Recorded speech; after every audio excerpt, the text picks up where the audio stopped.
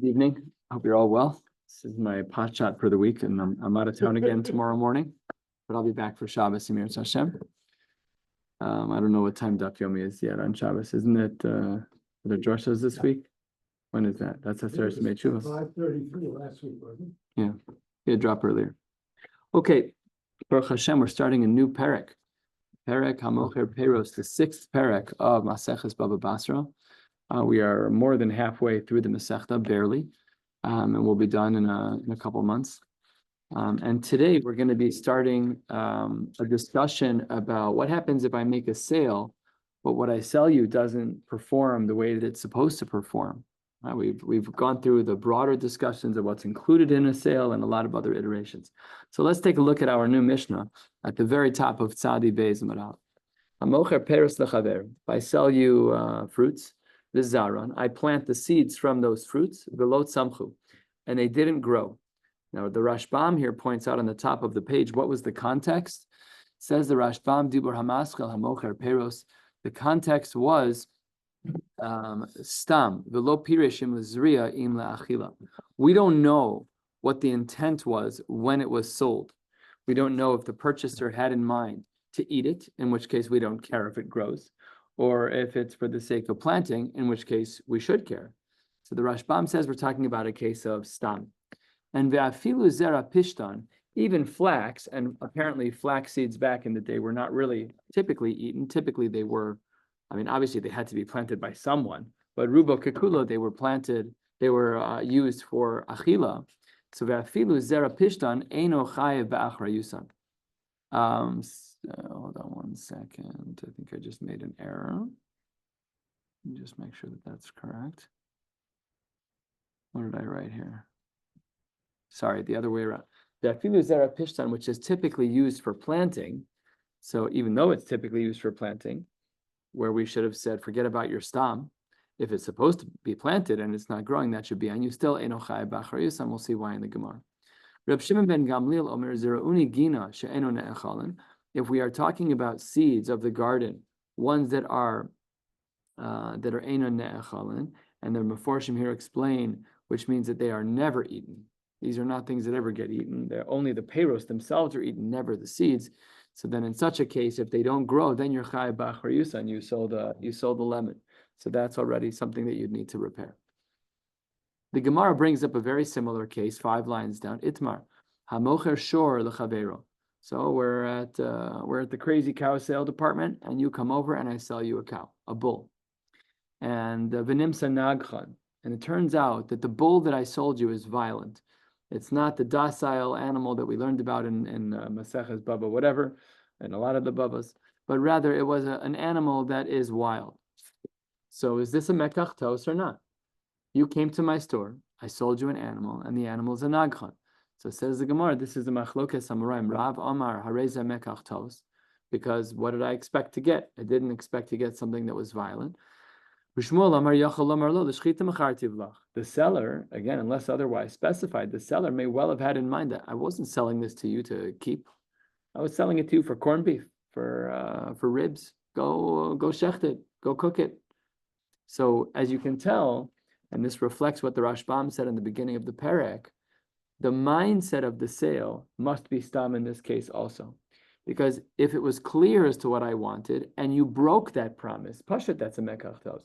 If I said I want this animal for a well-behaved animal, and you sold me a shor muad, pashat that. So here too, it has to be the same thing that it was sold stam.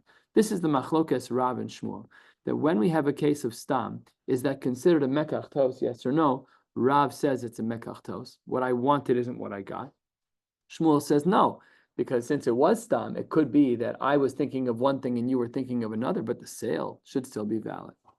Says the Gemara, why does this need to be a machlokes Rav and Shmuel? V'lechze igaver dezaven l'nichsasa. If this is a guy who's buying meat for the sake of going to a butcher, let's say I own New York kosher. So I don't know, just came to mind. I don't know. Just hit me. I don't know why. No. Remember they put in tables there in the last couple of years, in the back there by the The what? He's much too young. You were here. That was the name of the store before. New York Kosher was called 999, which I think. What year are we talking? The what? Kosher, Oh. right? Yeah. Okay. Anyways, my reference was if in fact the guy from a butcher is buying the animal, then Pashut, that's why he's buying the animal. We can let's look at the context. Context is very helpful. And on the flip side, if it's clear that this guy he has a business where he rents out cows for plowing, then Pashut that it's Liridia. Why aren't we looking at the context? Why are we just saying in this petri dish perfect world, like Rab and Shmuel say, it's Mekach? Why? Look at the context. It says the Gemara, that can't be because Begaver the Zavin Lachi Olachi. You're right. You're right. Context does matter. Had it been that we knew that the buyer was someone who wanted to shecht it, then you're right, 100%. It would be a Mekach, tos or not a Mekach tos, whatever the context is. But here we have a guy who buys both. So now we don't know what the halacha is. Let's go see what the value is. An animal that plows is more valuable than a cow that's la'achila. So the Gemara says, not lo tricha, the aiker bisra v'kambid meridya, where the animal that is for basar, the market was such, supply and demand, the market was such that the cost of an animal that's typically for meat is now the same as an animal that plows the ground. So says the Gemara, ihachi, if that's true, then forget about your mekach tos. L'may nafkamina. You sold me, I gave you $1,000. You gave me a cow that's worth $1,000. Okay, I'm not saying it's what I want, sell it or don't sell it, but I can cash it in. So my nafkamina, who cares about this machlokes at all? Maybe there should be no machlokes really at all about this. Everyone would just keep it or don't. But the mekach tos aspect is irrelevant. You're going to get back your money one way or the other. Says the Gemara, bottom line of Tzadi Beis Amud Aleph, nafkamina latircha. Who's the one who's obligated to get the money? Is it that it's a mekach tos like Rav says, and therefore the seller has to take it and find the cash and pay back the mocher, pay back the lokeh, or no? Is it like Shmuel that no, you need to keep this on yours? It's not my problem anymore. This is not a mekach tos. So to this, the Gemara says, wait 1 second. Hey Chidami, what is the scenario that we are in right now? If, and the Rashbam articulates this beautifully, if in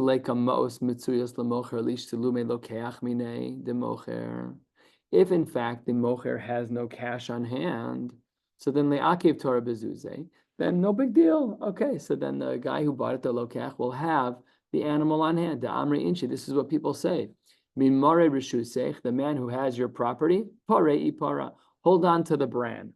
Namely, anything that belongs to that guy, you can hold on to in order to offset your losses. So that means you have a cow that's worth $1,000, and if he has no money, so then maybe that's what's going on over here, and there's really no nafkamina at all. It says the Gemara, no. So he paid for the cow, Yep. and the owner has it, and the seller. He paid for the cow. I paid for the cow, and I paid you $1,000 for the cow. Yeah. I have the cow, but it's not the cow I wanted. I wanted a docile one. This one is a wild one. Right. So Rav says that's a mekach tos, and everything goes back to zero. You got to return. Shmuel says, too bad. If I bought that cow, I have to figure it out. It's not a mekach tos. We don't know what the mindset was of the mocher when he sold. So says the Gemara, lo tzricha dikalish telu memine. No, really, the guy, the mocher, does have cash on hand. But Rav Amar hareze mekach tos. What's the rationale that Rav says as to why it's a mekach tos? Because basa ruba azlinan. We follow the rove. We don't even necessarily need context. We just follow the rove. The ruba, most cow sales, l'ridja zavne. At least at that time, this was true. It's not true anymore at all. Now, I don't know what our cows do other than get fat so that we can cook them. So over here, back in the day in an agricultural space, when they didn't have an easy way to plow the ground, and we know that there was a tzemed bakar, they'd take 3-4 cows, they'd put plows on the back, and that's what they would do. So it's not true anymore, but back in the day, ruba l'ridja zavne, back in the day, most cows were sold for plowing. So that's why he says it's a mekach tos, because if it's stam, and the guy was buying a cow, what's rove? Rove is that it must be for l'ridya. It must be that it's for plowing. The animal came out to be a nagran. That's a mekach tos, says Rav, because rove rove l'ridya zavne. Mashein Kain Ushmuel Amar Lach, he'll tell you, Ki azlinan basa ruba, when we say that we follow rove, that is be'isura. When we're talking about isurim, but the mamona lo, huge lamdasha idea, big machlokes Rab and Shmuel. How do we view rove? Is rove an idea, like the Torah says, acharei rabim lahatos? Do we say that rove applies across the boards in halacha? Whenever there is rove, there is majority. We use what we would call in our parlance majority rules. Or is there what's the scope of the principle of acharei rabim lahatos? So according to Rab, it's a broad scope. It applies by isurim, and it applies by mominus. However, Shmuel says no. Ki azlinan basar ruba be'isura. When do we say that we look at rove? In order for that to inform what the standard is, that is only be'isura. But b'mamona, which is our case, because we're asking, was there a mekach tos? Was there not? Shmuel says, you're barking up the wrong tree, Rav. Rove doesn't apply here because we are talking about mamona.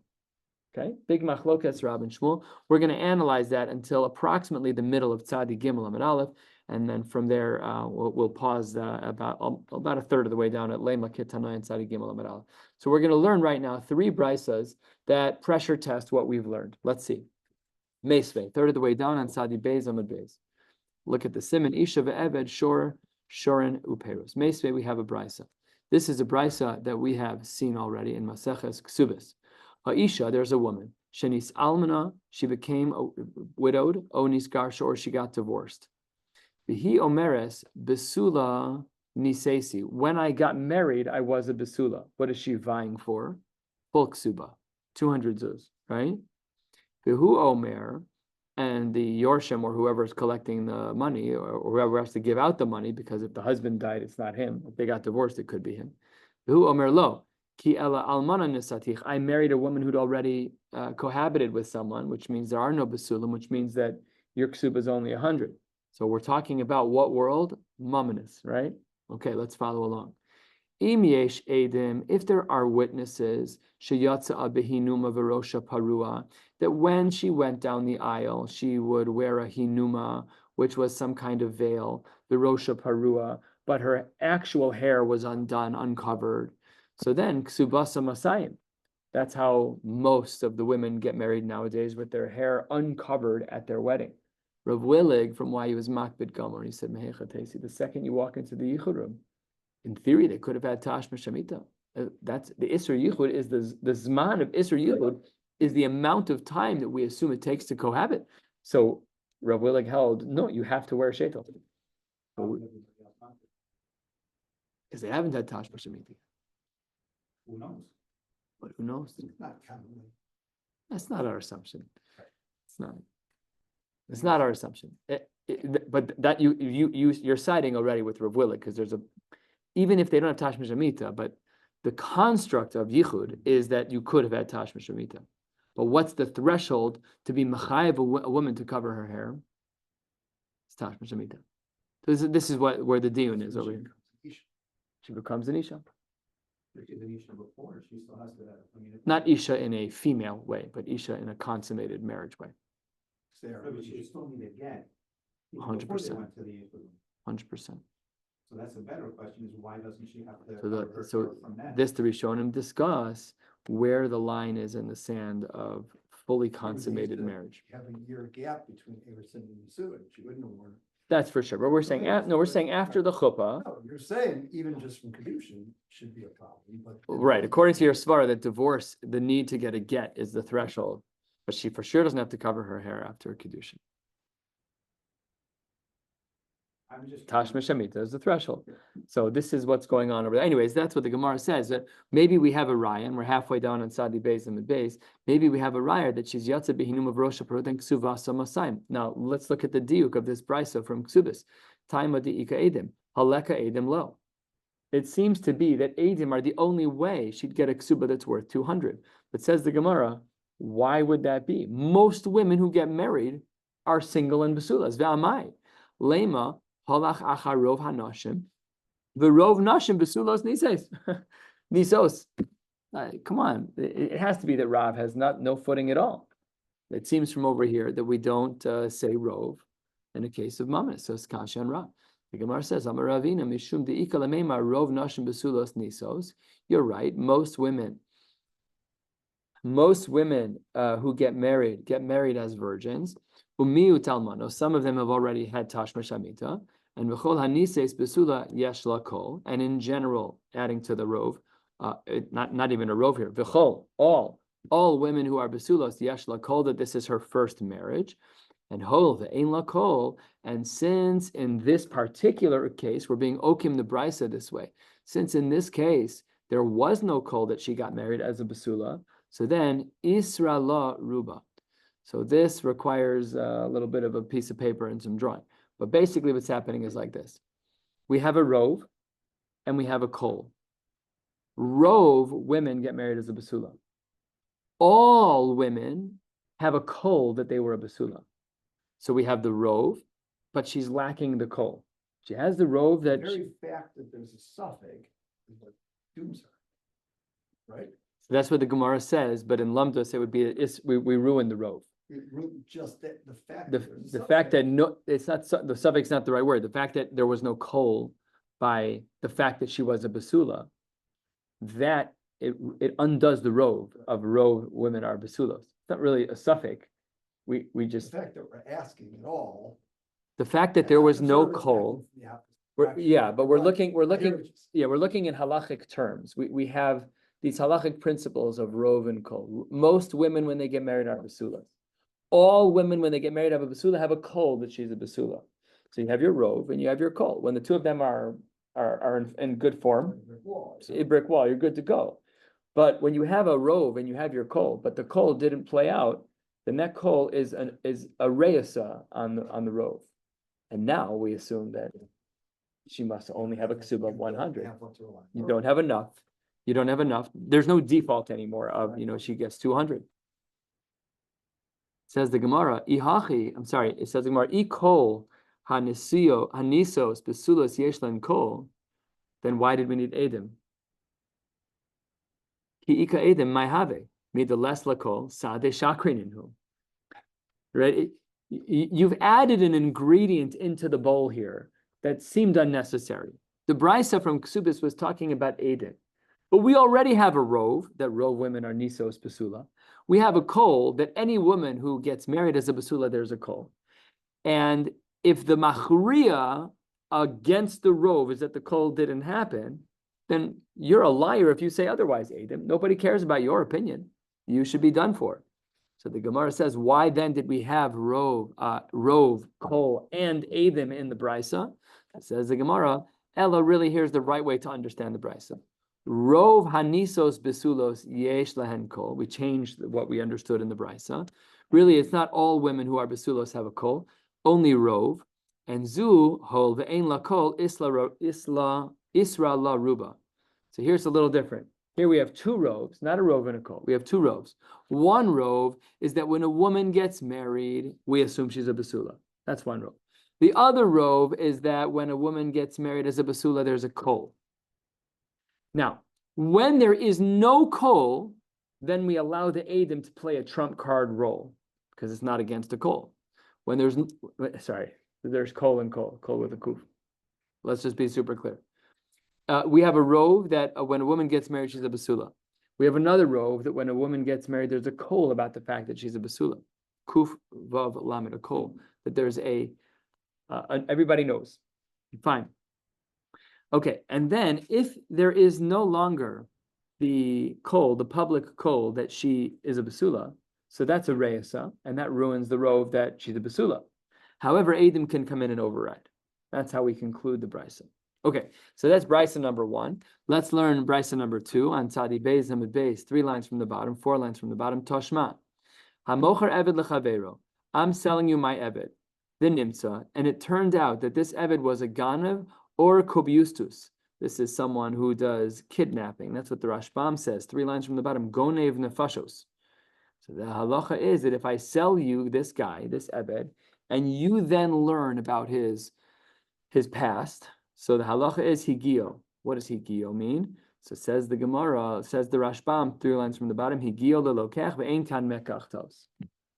There's no mekach toes here. However, in sharp contrast, listim izuin, if we find out that this guy is violent, oh muchtav lamalchus, or if he's someone who Bezdin has his head on a stick, they're waiting to kill him. They know they have one of those pieces of paper in the FBI, $7 million on his head, So says the Gemara, in such a case, Omer lo haresh al chalafanecha. Then I can go to you and say, give me my money back. You sold me a dangerous felon. Get this guy out of my hair. So says the Gemara, I don't understand. Resha my taima. Why is it that in the first case, in the case of when I sell you a ganiv, why is it that kinyan worked? Lav mishum, isn't it because the ruba hachi isnu, that most avadim are either or? They're either a ganiv of things or a ganiv of people. It's a horrible state of being, but the Gemara says that this was the crowd we were dealing with, and this was the rov. Says the Gemara, even worse, lo, it's not a rov. Kulhu hachi isnu.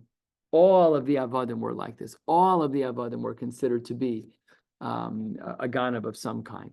And therefore, no raya from there one way or the other about rov. And the last brisa for the day is as follows.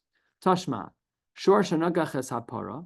Let's say that there's a dangerous animal that gores a non-dangerous animal. V'nimtza ubra b'tzida. And after we didn't see the actual negicha, it had to be that way based on the ensuing parts of the brisa. So we see that there's a fetus that is on the side of the animal that was gored. We don't know when the animal was born. So the brisa says, Mishalim chati nezek lepara. The halacha is that you have to pay chati nezek for the para, urevia levlad, and a quarter for the vlad. The revia is because there's an element of suffix, as we learned back in the day. Says the Gemara, why? Ve'amai. Lema halach achar rov paros.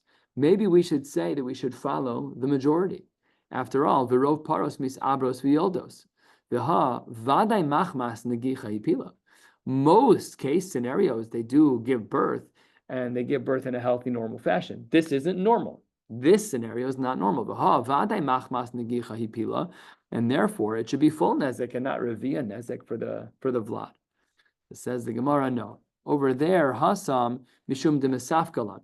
Over there, in the case of the Negicha, we're really not sure what happened when the animal birthed the fetus. There's two possibilities. That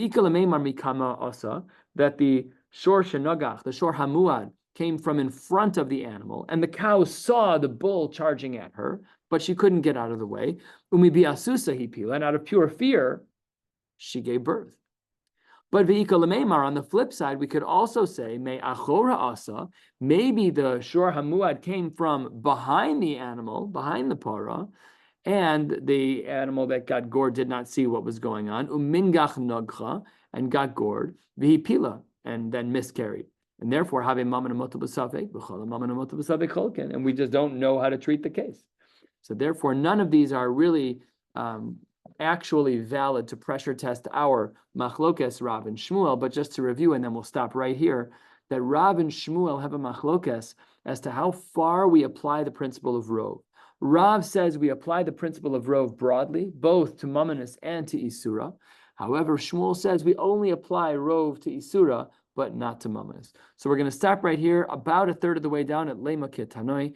Tomorrow night, you will have shiur from Rabbi Handler, and then I'm back again on Shabbos. Wishing you all a beautiful night.